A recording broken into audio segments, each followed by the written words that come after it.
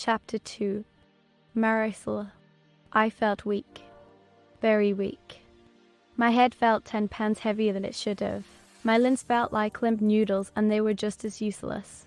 Yet, despite this weakness, my throat burned like I hadn't had a drop of water to drink in days. This extreme thirst spurred me forward. I raised myself onto the palms of my hands and rested against them for a moment, surprised by the ease of it. As I opened my eyes, I discovered I was in a primitive holding cell of some sort. A stone wall surrounded me on all sides. The only light came from an opening at the top, which I assumed must be a ventilation shaft. The air was dry and hot. It stunk of sweat and other human odors that made my nose crinkle in disgust. I took stock of my surroundings and gathered my thoughts. It surprised me how clear the sounds outside my cell were. I could hear the occasional clang or grind. Some people shouting at one another, or the crack of a whip, the rumble of wheels and clicking of animal hooves. There seemed to be 2 different voices speaking, one male, one female, both foreign, but too far away for me to understand any words. "You speak English?" I called out over the din. There was much hope that anyone would answer back. Still, I had to try. The conversation between them ceased abruptly, and my heart sank. After a few moments, though, I heard one reply. "Yes." The voice sounded vaguely familiar. The shaft moved to one side, and I had to step back as 2 men leaped through the opening, clad in a belt and a small triangular loincloth with ornate golden tassels, as well as an intricate gorget draped across their shoulders and golden greaves to match. One held a spear of Horus, the other a spear of Ra. The points of both held in my direction. They jabbed their spears at me, then pointed toward the opening. I knew what they were asking me to do, but could find no way to climb up. I looked about the cell a bit dumbfounded, yet could not find a way out. A 3rd man joined them. He wore long robes of red and blue, woven together with gold thread, and he carried a staff topped with a sun disk. The man smiled at me as if he was enjoying himself, and his white teeth glittered in the dim light. His skin was dark and shiny, like polished oak, and his deep brown eyes were slanted like those of a cat. He was magnificent. A woman entered next. She wore a calisyrus of black and white adorned with jewelry, a string of beads, armlets, and bracelets. She didn't look happy. Her hair was long and curly, like mine, and her coal black eyes were narrowed. The beauty of this woman was unmatched by any other. The kohl around her eyes highlighted that comeliness to perfection. She was tall, statuesque, and proud. She nodded to the men who guarded me and then turned to face me herself. "What are you doing here?" she asked. Her voice was low and dangerous. "Your guess is as good as mine." I stammered in response, trying to make light of the situation and seem as unthreatening as possible. She scowled at me. "Are you injured?" I shook my head slowly, and she stepped close enough for me to see the fear in my eyes, then sighed and shook her head again. "You're not going to tell me anything, are you?" I can only tell you what I know." I stuttered my confession. "Which isn't very much, I'm afraid." The man in robes spoke up, interrupting the exchange. "She tells the truth. I found her in one of the pyramids, wounded and bleeding. I brought her here, not knowing where else to take her." The woman stepped forward and spent quite a bit of time studying me. I admit I felt uneasy under such an intense gaze. At least the eyes that were so unforgiving before lightened into what I thought was sheer curiosity, as though she had only then noticed the strangeness about me. Her hand reached out and grabbed at my shirt, rubbing the material between her fingers. "Who are you?" she asked in a tone that brooked no argument. I looked her straight in the eye and said, "My name is Marisol, and I pose no threat to you. So please let me go." The woman's grip tightened around the fabric of my shirt. "Marisol," she repeated. "What does that mean? Where do you come from?" "I don't know," I cried out in frustration. "I don't know how I got here." Something in my own eyes made her snarl with a growl akin to a furious hellcat. Unsure of what egged me on, I lunged at her on instinct. The guards moved to protect her, but the man in robes held up a hand to stop them. Meanwhile, my clawed hand swiped at the woman in anger. She grabbed a wrist and punched me in the gut, knocking me across the cell and the wind from my lungs. It enraged me all the more. I got to my feet at a breakneck speed and charged her again, this time landing a fist against her jaw. She howled in fury, blocked the next hit, and grabbed a hold of my throat, tossing me aside like a rag doll. I rolled a few feet before righting myself, a bit slower than the first time. I used the wall behind me to maximize my speed, then lunged at her, tackling her to the ground as she came for me in time. I fought like a cornered animal, scratching her arms and legs and biting at her neck. She wrenched free with a yell of rage and pinned me down. I kicked and struck with my fists, but she kept me restrained at the neck until she left me panting for breath. I clawed at her arms, but her grip would not relent. The man in robes stood beside her. After a moment, he drew his copish and placed it point first on the floor beside him. The woman suddenly released me. I rolled away from her and rose to my knees. If my throat burned from dehydration before, it felt excruciatingly aflame after that scuffle. No amount of swallows would ease the pain. The man in robes exchanged an empathetic glance with the agitated woman. He addressed one of the guards in the Afro-Asiatic language of ancient Egypt, and the man approached me. I thought for sure they would kill me for what I'd done. In that moment, I accepted my fate with grace as he drew his kopish. He raised the weapon and sliced a clean cut across his own forearm, then held it to my face. Many things overwhelmed me at once. Disgust at the blood pooling from the fresh wound. Horror that he would do such a thing to himself without question. An extreme, animalistic urge to sink my teeth into his tender flesh. Fear at how much I wanted to taste that blood, seduced by the smell of it. And finally, a deep sense of shame at the bloodlust. Drink from him. The woman commanded, "You need to feed." Did I hear her correctly? Did she just say I needed to feed from him? The man in robes gestured with a hand to comply with the order. I licked at my chapped lips, then took the guard's arm in my hands, hesitant to follow through, but I did. I took his salty skin into my mouth and swallowed a few milliliters of his lifeblood. It tasted terrible, rich and metallic, but it filled me in ways nothing else could. The more I swallowed, the less my throat burned. I greedily drank several more mouthfuls and felt a little better. My body relaxed, and the sharp pain everywhere else slowly ebbed away. As I finished, I saw the man in robes run his tongue over the wound on the guard's arm. The blood stopped flowing and began clotting almost immediately, closing over the gash to seal it closed. With a mind unclouded by rage, I could truly think about what had happened, feel the sharp points that dug into the soft skin of my bottom lip. I stuck my finger in my mouth to find the cause of such discomfort and was startled at the pinned sharp points of my canines. Then just how hyper-detailed my eyes made everything.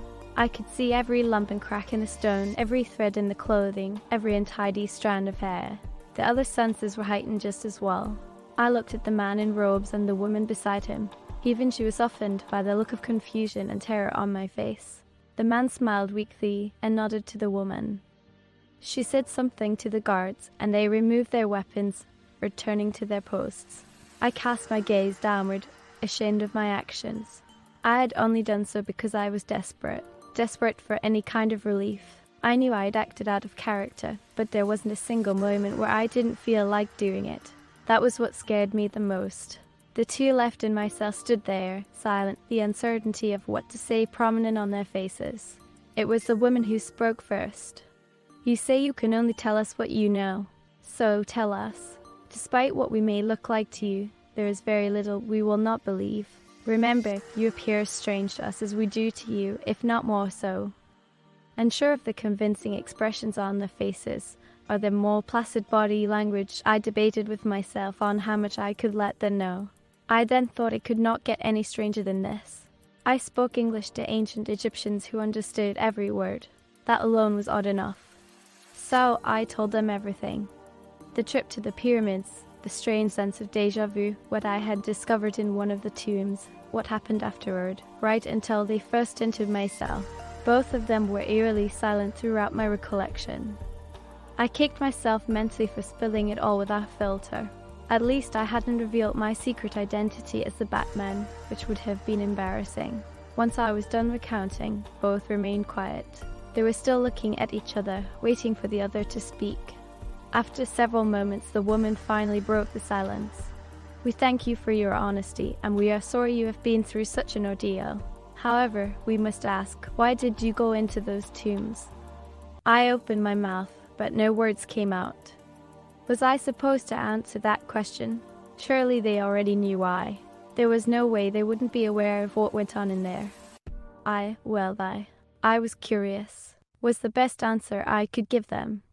The lips of the man in robes twitched in an amused smirk. It caught the attention of the woman, who then visibly relaxed herself. It amazed me how composed the two of them were.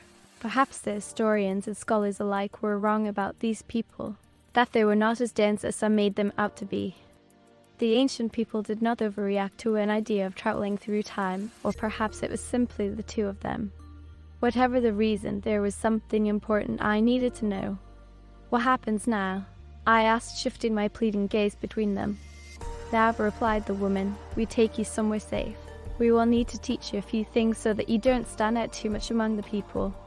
The people can be quite aggressive towards something or someone they don't understand," the man in robes added. That sounded reasonable. A part of me wanted to know what exactly the people would react to, but I would not push my luck. If anything, I was relieved to hear that the two were going to help me. They demonstrated how to exit the cell without drawing too much attention to me. The glaring sun burned at my hypersensed eyes, and I was forced to shut them tight.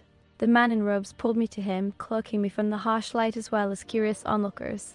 I tried my best not to notice his chiseled torso pressed up against me, although my face was covered by his robes, so even he would not notice me admiring the way his muscles rippled as he walked. I could only see the dusty gravel ground as we walked, but I could hear and smell everything.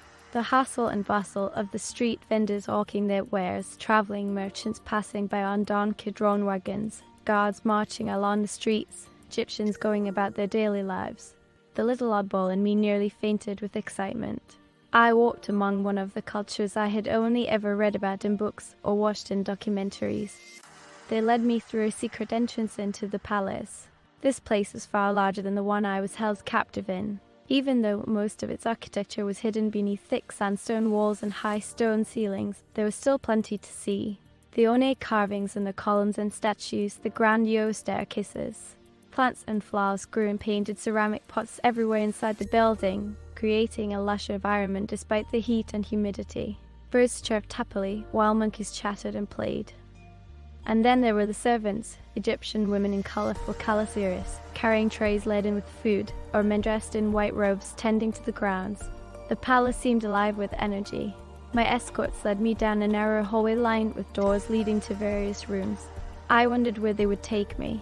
As I looked around, I noticed many of the murals depicted scenes of the past pharaoh's reign. Each one was unique. Some showed battles, others were more ceremonial in nature. All were beautiful and detailed. One particular mural caught my eye. It showed a large group of people gathered in front of a massive temple. The man in robes gave my arm a gentle tug to keep me moving. As we continued walking, I glanced behind us to look back at the mural again. "Where are you taking me?" I asked once the hallway ended.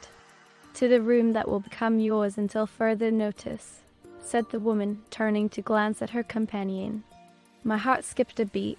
I wasn't expecting to live here. As we neared another set of stairs, she turned to me once more.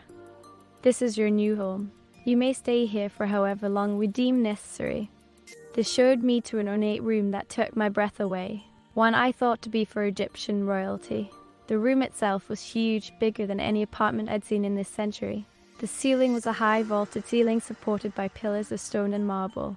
They decorated its walls with brightly colored murals depicting scenes of the gods.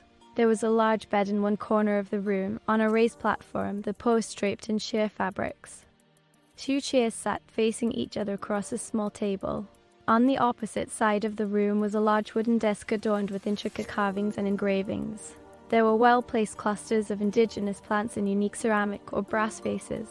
An elaborate mosaic flooring covered the entire area.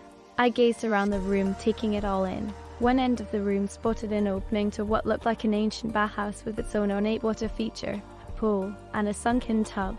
In the center of the room was a large window overlooking the courtyard below.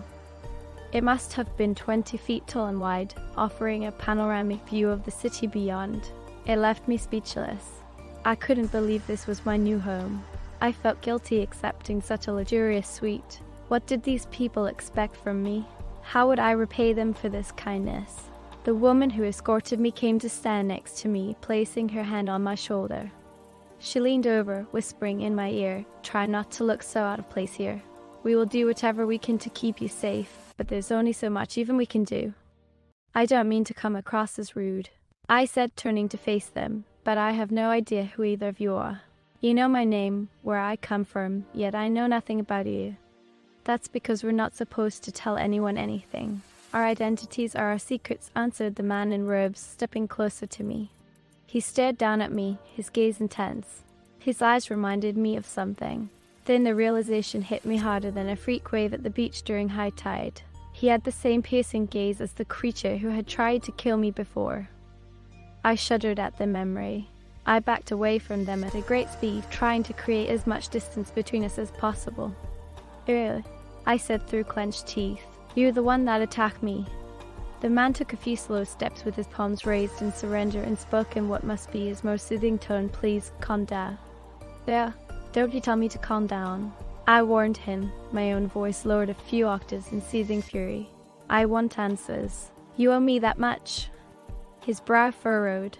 He didn't seem happy about being accused of attacking me. But he remained silent, waiting for me to continue speaking. I wanted to give him the benefit of the doubt, but his silence unnerved me.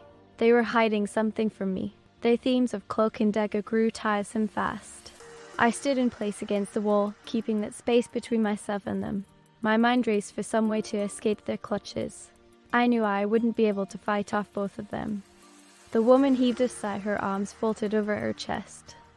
"I am Cleopatra," she said, then gestured to the one who attacked me. "He's my closest friend, Jafari."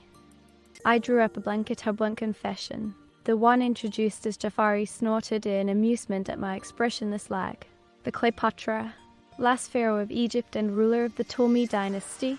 No wonder they kept their identities hidden. This was history, a true historical figure standing before me. I couldn't help but smile at her words. Her reputation as a warrior queen, along with the legendary tale of her romance with Julius Caesar, made her a hero to many, although it would have been a lot better if her fate hadn't ended in tragedy. "Thank you, Cleo." I bowed my head in respect. "For your honesty." Cleopatra smiled at my use of her nickname. She seemed genuinely pleased to hear me refer to her on such familiar terms. I could not look either in the eye, my cheeks aflame. I could feel my eyes water from such a flush.